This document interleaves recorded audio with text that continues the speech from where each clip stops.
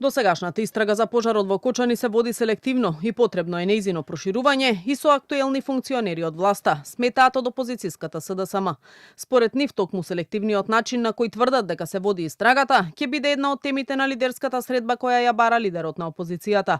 За деталите околу лидерската, Филипче ќе информирал следната недела, велат од СДСМ. Доколку оваа власт навистина сака да покаже дека ја води истрагата како што треба, доколку сака навистина преку таа истрага како што кажува да го смени системот и начинот како функционира системот, треба да покаже дека тоа е токму така. Овој пат гледаме дека се работи само за сомнеш на минати функционери, осудени кои што се и пред време и етикетирани со име и презиме без да биде земена предвид презумцијата на невиност, но како што кажа и СДСМ, секој кој што сгрешил треба да одговара. Од СДСМ бараат од владата и да го поништи тендерот од 400.000 евра за анкети и мерење на рейтингот на премиерот и парите да ги пренаменат за настраданите од пожарот во Кочани.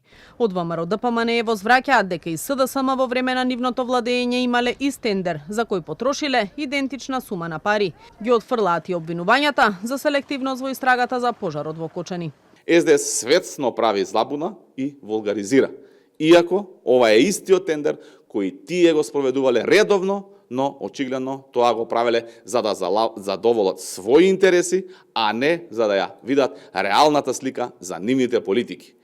Не се тоа анкети за мерење рейтинг, туку истражување на јавното мислење за политики и проверка на проекти и реформи. Дали народот ги прифаќа или не? Од ДУИ пак остануваат на барањето за формирање на парламентарна комисија со меѓународен надзор за трагедијата во Кочани. Од партијата на Ахмети веќе испратиле и писмо до Советот на Европа, во која освен независна експертска мисија за проценка на истрагата, бараат за ова да се дебатира и на парламентарното собрание на Советот на Европа, како и да се побара мислење од Венецијанската комисија. Од ВМРО ДПМН им порачуваат дека ниту меѓународна истрага, ниту меѓународниот суд во Хаг нема да ги спаси од одговорност за криминалите кои ги правеле во минатото. Инаку околу лидерската која ја иницира председателот на СДСМ Филипче, од владата се изјаснија дека се отворени за секаков предлог и иницијатива која има за цел да помогне по несреќата во Кочани.